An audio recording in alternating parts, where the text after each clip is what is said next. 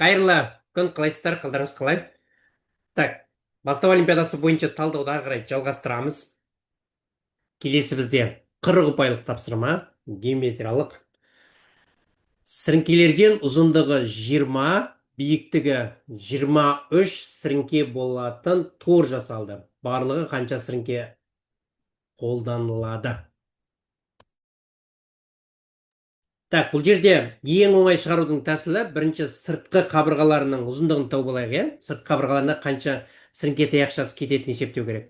Ол үшін бізде білеміз, ұзындығында менде 23 сіріңке таяқшасы бар, енінде бізде 20 сіріңке таяқшасы бар. Онда осы жерден бірден периметрін таба салайық. Ол бізде 23-ке қосамыз 20-ны и көбейтеміз 2-ке, онда бізде жалпы сыртқы қабырғаларында кездесетін сіріңке таяқшалардың саны мына жақта бізде болады 43, көбейтеміз 2-ге, тең болады бізде 86. Яғни бізде сыртқы қабырғаларында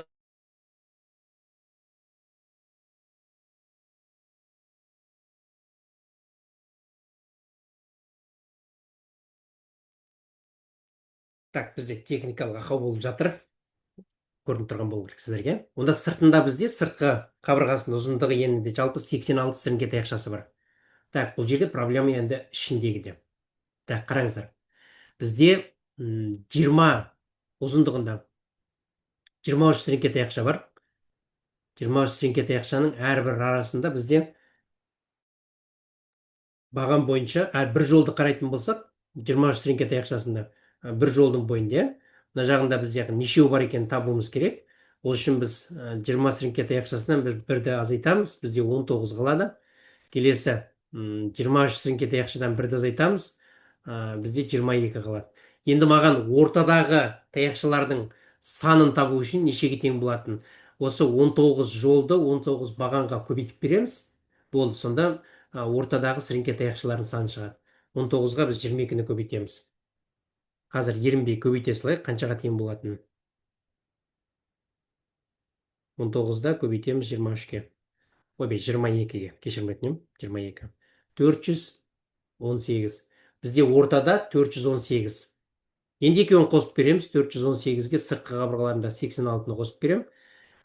Қосамыз 86-на, бізде 504-ке тең болады. Сонда барлығы 504 сіріңке таяқшасы бар.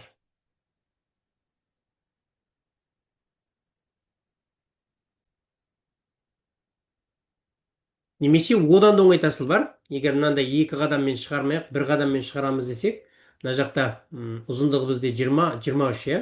Аның мәні бізде 23 ұзындығы. Онда біз 23-ке 1-ді қосамыз, тең болады бізде 24. Өйткені бізде екі жақ басында да бар ғой. Сол жағын қарастырамыз. Б деп отырған бізде 20, оған 1-ді қосып береміз 21. Енді біз 24-ке көбейтеміз 21-ді. Тең болады бізде 504 деген содан шығып тұр. Мынадан да 504 шығады, екіншісіне 504-ке тең. Жалпы сіріңке таяқшалардың саны. Жақсы, түсінікті болса, плюс қоямыз, міндетті түрде. Түсінікті болса, лайк басамыз және каналға тіркелеміз. Келесі тапсырмада кездескенше.